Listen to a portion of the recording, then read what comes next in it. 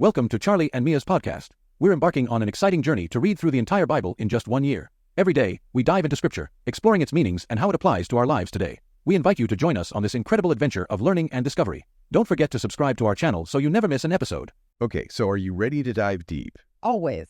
Because today we're tackling a text that's sparked more debate than, I don't know, like a philosophy slam poetry night or something. Oh, I like that. Genesis chapters 1 through 3, the creation narrative. A classic. But this isn't just about, knowing the story, like Sunday school version. Right. We're going for those aha moments, Yeah. like those hidden depths that make this ancient text relevant even today. Yeah, and it's amazing how these, 2 pages of text have fueled art, literature, even modern sci-fi. That's true. It's like the ultimate source code. Yeah, it really is. And speaking of code, this deep dive is tailored just for you, our amazing listeners, That's right. based on what we know you're interested in. So buckle up. Yeah. Genesis isn't just a religious text. It's a story that's fundamentally shaped how humanity sees the world. Big stuff. It is big stuff. So we begin in Genesis chapter 1, and it's like, boom. The universe is on a roll, 7 days of creation, bam, bam, bam. Yep.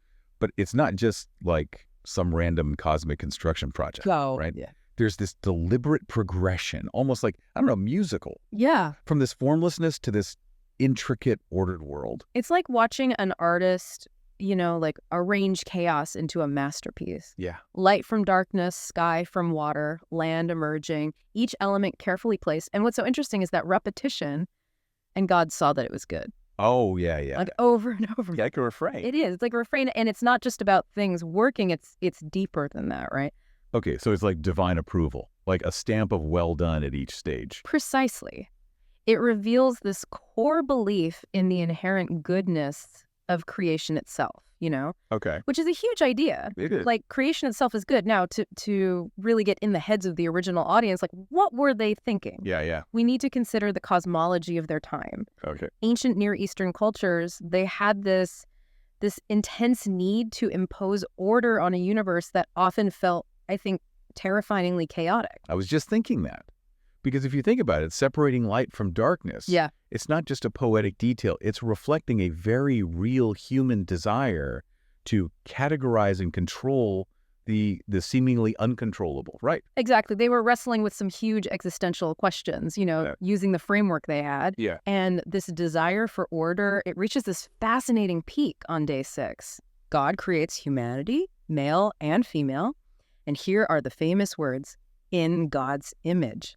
Now, we could spend, honestly, hours just unpacking that phrase alone. Oh, I bet. It's a phrase that's launched 1,000, theological dissertations. What does it actually mean to be made in God's image? Is it physical, intellectual, something totally intangible? What is that? That's the beauty of it. There's no one answer. But even the question itself elevates humanity within creation. It implies this unique relationship with the divine. And it's in the original Hebrew where things get really interesting. The phrase used, Selam Elohim, it's not talking about a mirror image. Right. It's more about representing God's qualities, like being moral agents in the world. So not many me's, but beings imbued with a sense of right and wrong, with the capacity for creativity, compassion, almost like little sparks of the divine flame. Exactly. And with this special status Yeah. comes responsibility. Oh.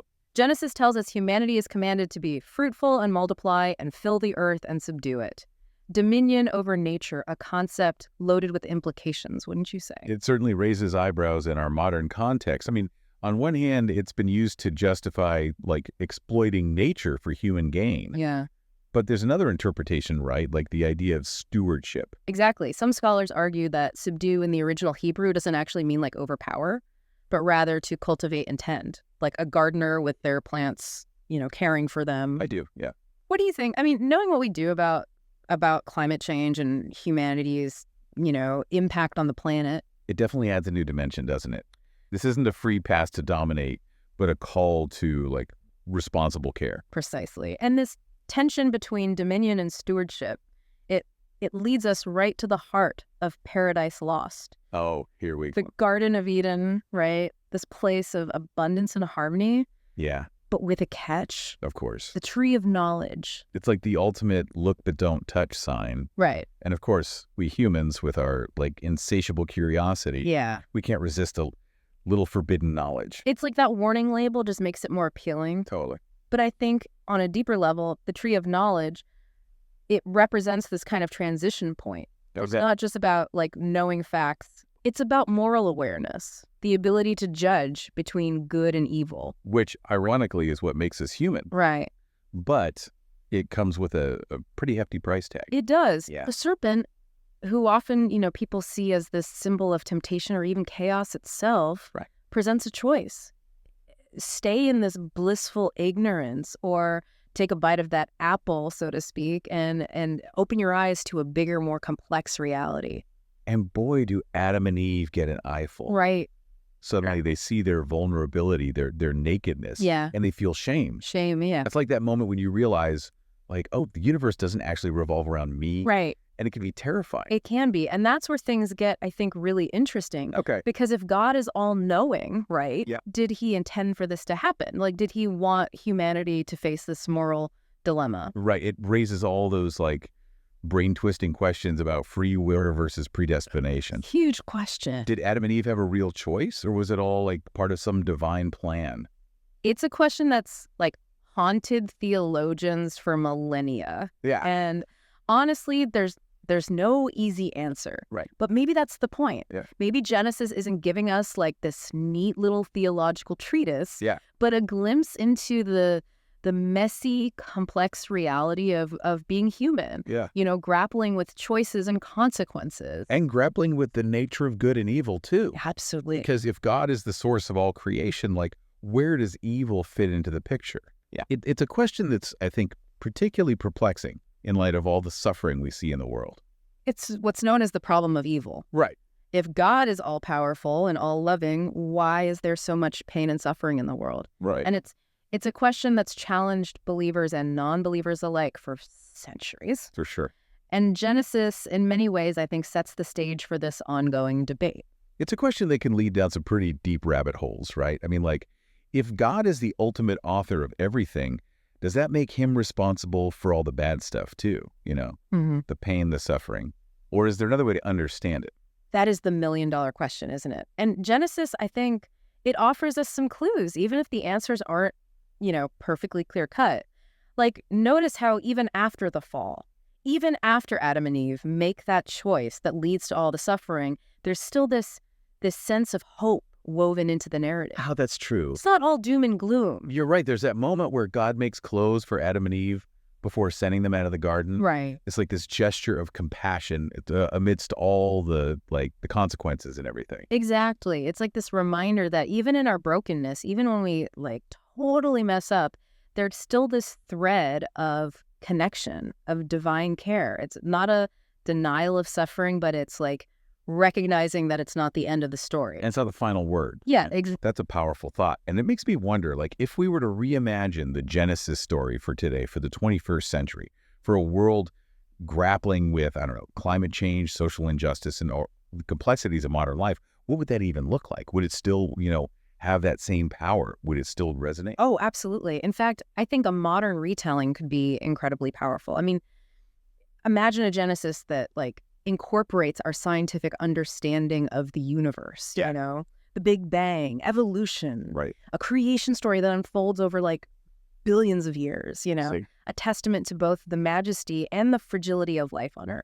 So instead of 7 literal days, we have eons of cosmic evolution, stars being born, galaxies colliding. I mean, it's almost too much to wrap your head around. But even in all of that vastness, humanity still holds a unique place. Right. Absolutely. But perhaps our role wouldn't be one of dominion, of subduing the earth. What if instead we saw ourselves as part of this intricate web of life, responsible for its care and preservation? A shift from conquerors to caretakers. Yes. From masters to stewards. Yes, exactly. It's a perspective that feels incredibly relevant, I think, given the state of the planet today. Precisely. And imagine if this modern Genesis, it redefines what it means to be made in God's image.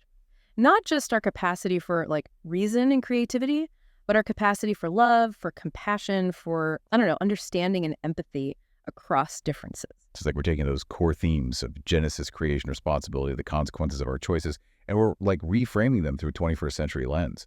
Exactly. A modern Genesis, it could remind us that even though we face these like enormous challenges, we still have the potential to choose a different path, to create a future where we live in harmony with each other and with the natural world. It's a message of hope, even amidst, like you said, all the chaos.